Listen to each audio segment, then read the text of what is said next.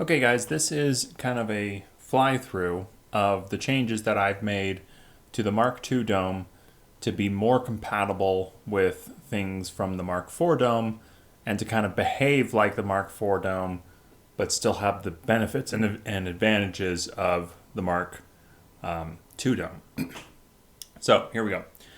Basically, the Mk2 dome was great because if you strip away most of these things like hinges and pies and hollows and greeblies and panels, this was initially what you just had. You had a couple of dome parts, and then you had the rings, and you had upper pie areas. And this was great because this whole area would have been printed in one piece down to the ring. Then the ring was separated for color, and then a second ring was separated, also probably for color. And then you had pie panels up here for, the actual pie panels. And it was great that it was separated right around here. So that's why the Mk2 dome was great. It printed well. And when you look at one of the dome pieces, for instance, you also got these slats here, these kind of supports within the dome. And that was great because it gave you a lot of surface area to glue, but it also had these alignment holes in it that allowed for bolts to go through. So when you're gluing it all together, you could also bolt it together. And that meant a lot more rigidity, but also better alignment. And that similar idea of holes going through each individual section happened in the rings so that you could align the rings properly, and they would hold to the body without any kind of glue. That was the great part of it. On my own astromech, there is no glue on the upper and lower rings to the dome or anything like that. So, what did I not like about the version 2 dome? Well, as Michael has shown us, there's a lot of little parts that you can actually add into a dome like this to make it more functional. Things like having the ability to attach panels, these panels via some hinges, and even the pies as having hinges, built-in hinges, or at least built-in slots for the hinges to fit into and mount to the dome, inside the dome. That was a great idea. The greeblies, in many cases, are kind of plug and play. You just kind of put it in, slot it in, and then it locks itself in. You've got, like I said, hinges for all these dome pieces, which was great, and it helps to do motorization later on if you wanted to. There were also some lock in place, kind of easier, streamlined ways of putting in the hollows. So a lot of great little innovations in the Mk4 dome. But what the Mk4 dome didn't have that I kind of wanted it to was this print structure, where it printed these individual panels like this. In the Mk4, it's kind of split up between the upper and lower dome, and then you have a seam line through there, but also a seam line down this way. So if you weren't printing the whole dome all in one, you kind of have a lot more seams to fill and a lot more pieces to fit together. So let me take you through what I've done to make the Mk2 a nice option to print moving forward. So like I said, you have the dome and the upper ring. We don't really need to go into the upper and lower rings right now. You've got the dome, and that's great. And the biggest part that you'll see here is that on the interior of the dome, if I take away the panels, you'll see that there are these hinges. These are the identical hinges, pretty much, to the Mk4 dome. Now, they aren't actually identical, so I will show you that you need to use this version of the hinge, not this version, with my stuff. And that's mainly because I've also replaced most of the ways in which the panels attach to them. So originally the panels, if you saw here, the panels would fit into this little slot, and this hinge would just kind of shove its way into that slot, and then it would hold it there. My problem was that this hinge was very slim. I got a lot of layer problems with it, and it would delaminate and it would snap and stuff like that. So I wanted to make a little bit more of a robust hinge that would do the same thing. But I didn't want it to slot in because of tolerances and all that kind of stuff. So what instead I did is I made a version of this hinge that has 2 holes for M3 bolts. And those M3 bolts correspond to M3 holes, and eventually these will actually have the ability to have threaded inserts in them. I'll make them slightly larger for threaded inserts. But basically you can put a threaded insert, an M3 threaded insert into these holes, and then when you attach the hinge, it's just a bolt that goes all the way through. And that means that you can replace the actual panel a lot easier, and it's nice and solid, and it prints well so that it doesn't have problems of thin walls that kind of crack apart or something like that. So that's what I've did for pretty much all of these panels. All of the blue panels along R2's left side. The panel in the back also has that system. The large logic I will get, or the large logic panel, that one I'll get into in a little bit. And then also this large panel on the right side also has a hinge. The tiny little one on the right side has a hinge, and then the even smaller one doesn't have a hinge. This one it's like right next to his little PSI panel. This one only has 2 holes for a threaded insert or an M3 bolt or something like that, basically.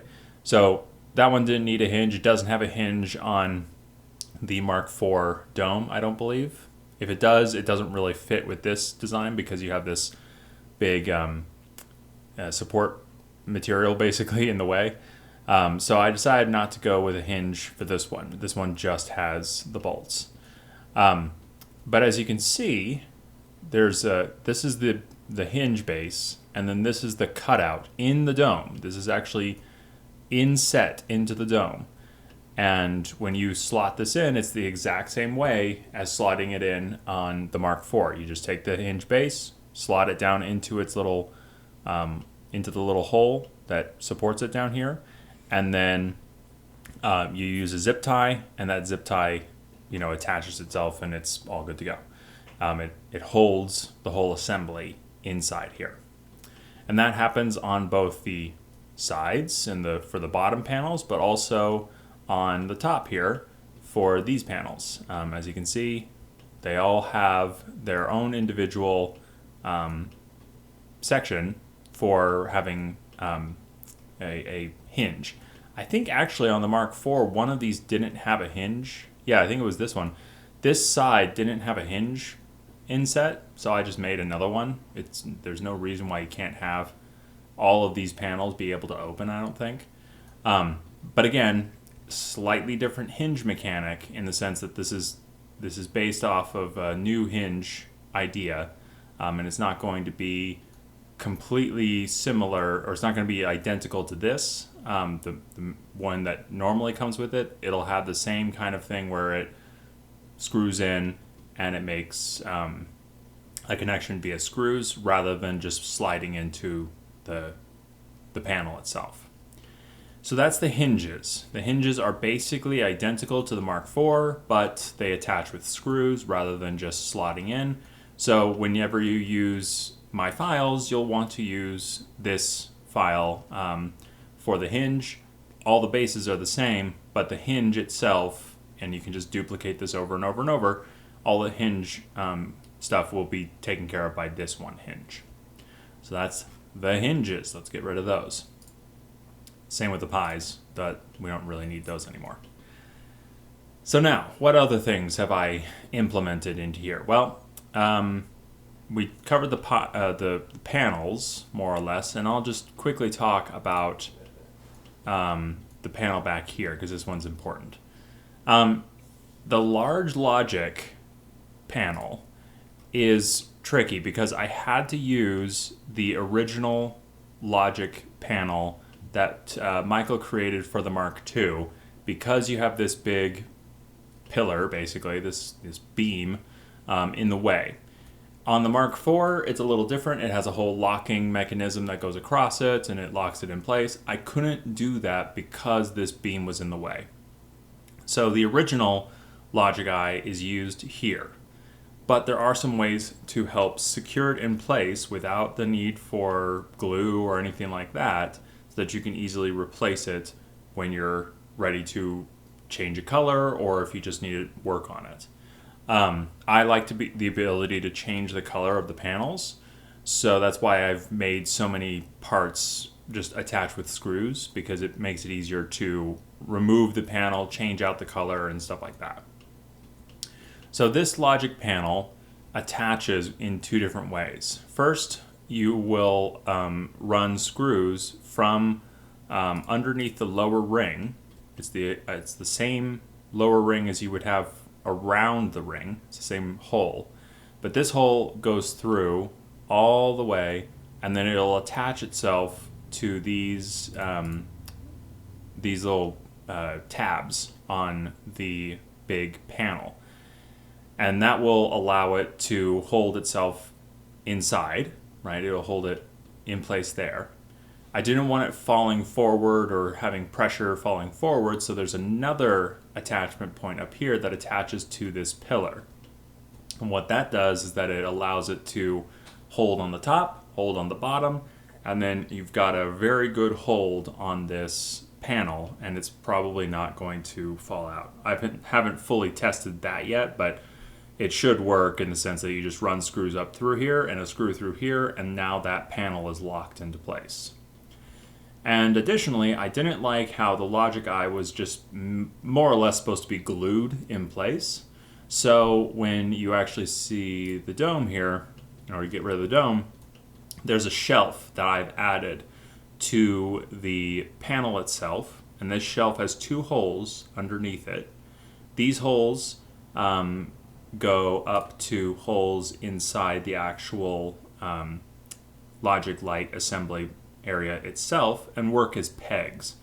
So once you slide the assembly into this area, obviously it's going to hold itself somewhat because it's a pretty tight fit, but then you just put in two M3 screws through here, and that acts as pegs and kind of locks it in place and prevents it from falling out or moving about.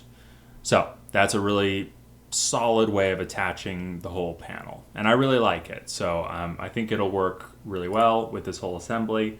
It means that everything's removable and not needing to be glued, but at the same time it works with some of the pre-existing pieces that we've got here.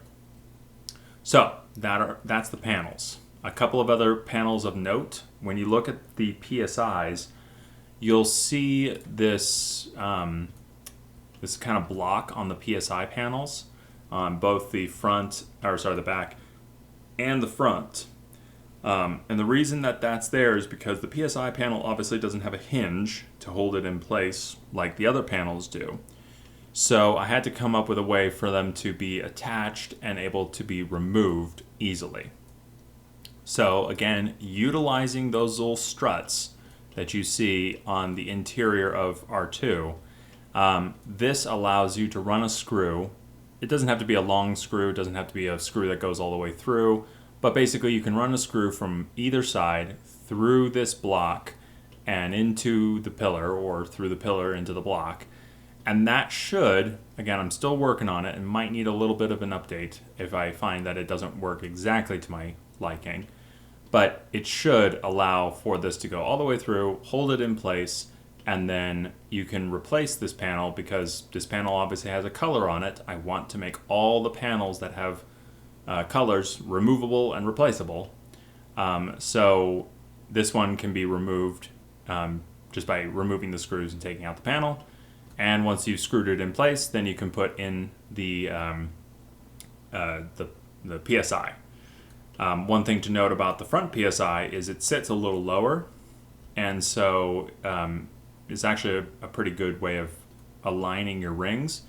This ring sits a little lower, or this PSI sits a little lower, so I had to cut out some parts of the bottom ring of the dome to accommodate that space. Similarly, and I'll show you with the hollows, that happens too. One thing that I did do, however, is I believe, yeah, so it's kind of hard to see with the PSIs involved, but you can see a little F right there. And underneath, if I can get a good angle, you can see an F under there. That just means front. It means that, when you start putting these things together, put the F on top of the F, and then all the holes should line up, because there are a lot of holes to put screws through. So just make sure that those are aligned, and you should have all the rings aligned if you're putting them together in the same form and fashion as Michael Badley has his upper and lower ring for the version 2 going together. Okay, so that's that. So now let's talk about the hollows. The hollows are actually using the exact way in which the Mark IV uses the hollow and attachments for the hollows. It has this bracket here. And this bracket is designed, if I can kind of get around it, yeah, let me just look through here maybe. You can see down in there's a bracket, and what this is you put the hollow projector assembly through, and then you take this piece of this plastic horseshoe basically, and you slide it into the bracket, and it locks everything in place. It holds everything in place. That was a great idea. It works identically to the Mark IV. It's actually the same Mark IV assembly, just on the Mark II. So all the files from the Mark IV stuff of the hollow should work for this. So if you want to use Mark IV hollows, that's great. One other thing that you can use is the hollow frames for servos. And this is kind of laying on top of it. It wouldn't be this crowded. But basically, there's a file out there, I can't remember exactly made by who, but this supports servos for a, I can't remember, AstroPixels? That's it. Yeah, AstroPixels modification to the hollow. So it has screws to screw everything in, a little port to allow the wires to come through, but most notably it has these 2 servos which will move the hollow projector up and down and left and right. This area has, as you can see, been removed to allow for that area to fit some servos. It probably didn't need to be that extreme, honestly, and I may actually pull that back. But ultimately, it doesn't really matter. There's a lot of structure and stuff like that to this design anyway. So you can use those servos in this design. It also works on the back one. Back one didn't really need to be have anything cut out. You will just probably have to move and turn the whole assembly 90 degrees or 180 degrees to make sure that it fits within this area. But it should fit and not come up against this strut here. So that's the hollows and the large logic light and all that. So hollows are done. I think it's pretty self-explanatory, pretty easy to understand, but you can come back to this video if you want to hear me talk about that again. One other thing of note is the small logic lights. The small logic lights, if I can just kind of get rid of one of these domes area. The small logic light is pretty much the same thing as the Mark IV. It has this shelf here and a bracket, and these are the Mark IV files. So this is like the cage that holds it, and the back panel that holds it all together, and the front faces and stuff like that. So all this stuff in the logic light are the same as the Mark IV files. The only thing that's changed is that when you're attaching this bracket, you don't slide it into the bottom ring here and kind of clip it in place like you do on the Mark IV. In this case, this whole area is one assembly. So it goes from here down to here. And there's a hole here that corresponds to one of the holes in the main ring. which means that you can run a screw all the way up through here, through this panel here, and then lock it into place with a screw here. That just makes it easier to attach the bracket to the small logic lights. So I really like that. Basically, that is it. The only other thing I would note is that I've put holes in here to align the radar eye properly. And the radar eye has holes inside it, which eventually I'll probably make it into I'll probably drill out these holes a little bit myself to make it easier to work with for like a threaded insert. Don't necessarily think that's going to be inside the file itself, because you might use an M3, an M2, an M4, who knows, it kind of is up to you. So I'll just leave that as alignment holes so you know where to drill, rather than making it, specifically like you need to use these holes for this bolt and all that kind of stuff. But that's the radar eye. A lot of people have done a lot of great things with the radar eye. And that's pretty much it. When you put everything together, you've got the hinges, you've got the, added greeblies, you've got the main dome that is printing very nicely as the Mark II, you've got the excess rings, you've got all these pieces working together, and you've got a brand new dome. Now, I will say, as my final word on this, if it's in my files on the OneDrive, if you see a file for it saying like panels, or hollow, anything with the hollows, anything with these little panels, anything with the large panel or large logic eye, or anything like that. If it's in the files, that means you need to use that file, because I've edited it and I've adjusted it to work with these files. But if you don't find something in those files, let's say like the logic eye assembly here, or the logic lights. It's always hard for me to say that. The logic lights here, or the PSI thing here, if you don't see that in the files, that means you can use the Mark IV version.